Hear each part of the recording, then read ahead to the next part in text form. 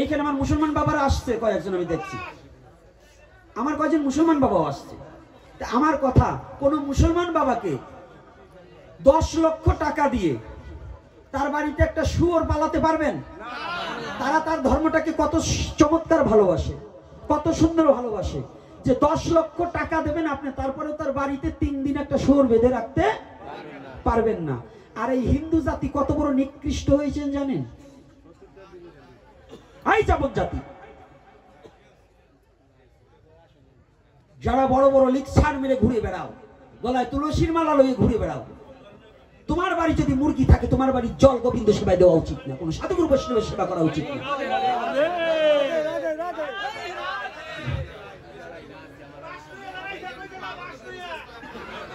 হাসতে, এদিকে তাকাও।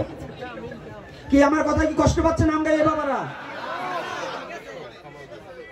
আপনাদের উচিত যার বাড়ি মুরগি পোষা তার সাথে কোনো সম্বন্ধ না রাখা। 1 সপ্তাহ টাইম, এই 1 সপ্তাহের মধ্যে হিন্দু বাড়ির মুরগি এই ধারের কাছে যে বাড়ি আছে, যারা এই নামযজ্ঞের সাথে জড়ানো আছেন, তারাও যদি মুরগি পোষেন আপনাদের নামযজ্ঞের সাইরেনার ফল হবে না। কথা কি রাগ করছেন নাকি? একমত? এই কারা কারা একমত হাত তুলেন। মায়েরা অনেক হাত তোলে নাই, কয় বাপ বাপ বাবা বাপ বাইরে খাওয়াইছে মুরগির ডিম দিয়ে, হাত তুলবো কি করি? আস্তে, আমি দেখছি হাত তোলে নাই কারা কারা।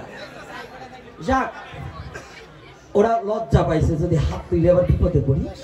তাই 1 সপ্তাহ টাইম চরণে হাত রেখে বলছি, আপনারা সনাতনী, নিজের স্বধর্মটাকে রক্ষা করবার হলে নিজের ধর্মের নীতিটাকে মেনে নেওয়া একান্ত কর্তব্য। সে মতুয়া হোক, কৃষ্ণ ভক্ত হোক, শৈব হোক, শাক্ত হোক, আমরা সনাতনী, আমাদের বাড়িতে মুরগি পোষা বৈধ নয়। দ্বিতীয়তে, প্রত্যেকটা বাড়ি সে যে মতেরই হোক তুলসী বৃক্ষ রাখা উচিত কিনা? আচ্ছা, এই তুলসীর মালা যারা কৃষ্ণ মন্ত্রে যে মন্ত্রে গ্রহণ করেছেন তার গুরু পরম্পরা হিসেবে যে মালা প্রয়োজন, প্রত্যেকের গলায় সেই মালা ধারণ করা একান্ত বাধ্যতামূলক নাকি? তাহলে তুলসীর হার যে না পরে সার তাহারও জন্ম বৃথা, তিলক ধারণ না করে যে জন বাস কোথায়? পণ্ডিত কোথায় বাস? না, পুষ্পলতা আরোহণ করে বৈকুণ্ঠে লইয়ে যাইব। শেষতে নেবে। ওই যে নকুল বিশ্বাস গান গাইছে না, ও বুড়া বয়সে পান সেইসা খাওয়াবে তোর বউ, ওরে মাঝে মাঝে শেষপে তোরে, মাঝে মাঝে শেষপে তোরে, জানবে না তা কেউ, বুড়া বয়সে পান সেইসা খাওয়াবে তোর বউ। আর তোমরা যারা আজকে তুলসীর মালা তিলক ধারণ না করছো, হরিনাম জপ না করছো, মাঝে মাঝে জমে শাসবে তোরে, জানবে না তা কেউ। কি জমের শেষনি এটা কি কেউ দেখবার যাবে? সে শেষা কে খাবে? আমার শেষা খাবে কে? আমি নিজে খাবো না? জমের শেষা যদি এড়াইতে চাও, গলায় তুলসীর মালা লও, বদনে হরে কৃষ্ণ হরি বলে ধুলায় গলা করবে। যদি জমের শেষা আবার চাও, একটু বাংলা বলছি তাই কষ্ট লাগছে, হ্যাঁ একটু কষ্ট লাগছে না? বলবো না? এই আমার মোবাইলটা দেশ নাই, কয়টা বাজে আমি কিন্তু জানতে পারি নাই, তালে তালে কিন্তু 3টে বাজাই দিবানে। তাই হ্যাঁ, বেটাইমে গাড়িতে চাইতে সমস্যা, টাইম দেখো না। আমার মুখের কথা না, আমার গৌড়ের কথা ভালো লাগে, এটা বলতে হবে। আমার কথা বলা যাবে না, আমার গৌড়ের কথা। আমি কে? আমি কিচ্ছু নয়। কে কাকস্য পরিবেদন, এই বিশ্বজগতে কেউ কারণে আমিও কিছু নয়। এ বাবা, দক্ষিণে চাই না উঠে আটা দিস না, কেবল 10টা বাজে দক্ষিণের কথা বললে আবার উঠে আটা দেয়। এটা হলো আমাকে নমসূত্র পাড়ার কাজ। ভালো করে শুনবে, কিন্তু যখনই দক্ষিণের কথা বলবে উনি উঠে আটা দেবে। আরে বাবা, টাকা না থাকে না দিবি, তবু বসে থাক, একটু তুই নিয়ে যা। আর যদি তোকে ভাড়ার টাকার অভাব হয় আমার কাছে চাইয়ে নিস, আমি 2 টাকা দিবার পারবো, ভয় নেই। এইবার শুনুন, মহাপ্রভু 2টি হাত উত্তোলন করে জগৎ জীবকে যে শিক্ষা দিলেন, এই মহাপ্রভুকে ডাকতে হবে না, মহাপ্রভু ডাকিয়া লইবে।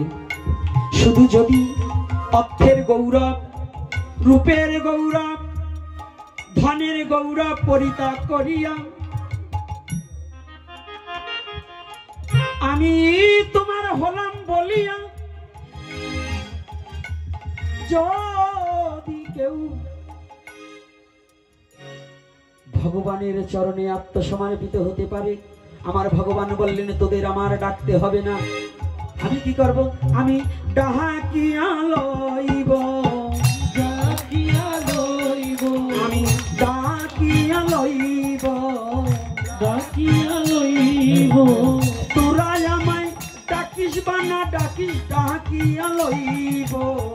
তোরা আমায় ডাকিস না বা ডাকিস, ডাকিয়া লইব, ডাকিয়া লইব, ডাকিয়া লইব।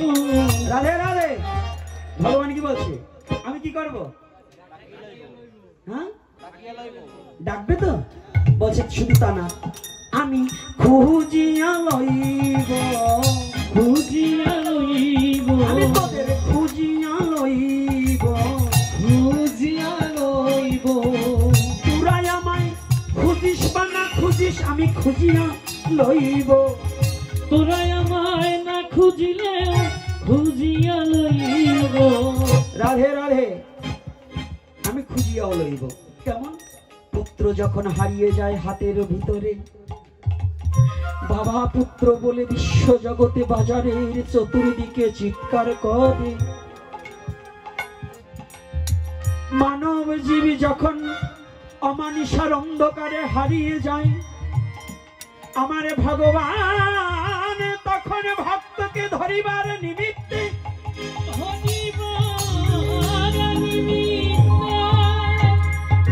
ভগবান ভক্তকে খুঁজিয়া লয়, খুঁজিয়া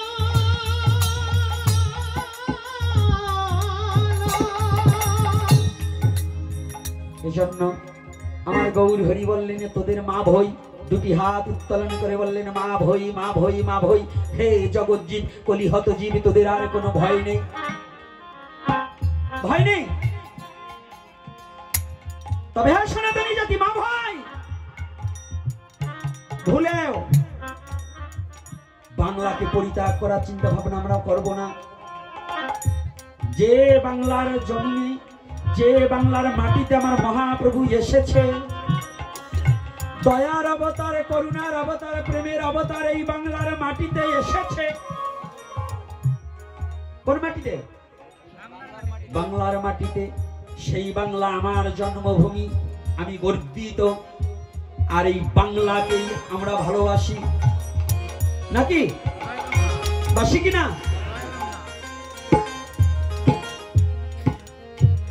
আমরা ধিক্কার জানাই সমস্ত সনাতনী, আমরা ধিক্কার জানাই যে আমাদের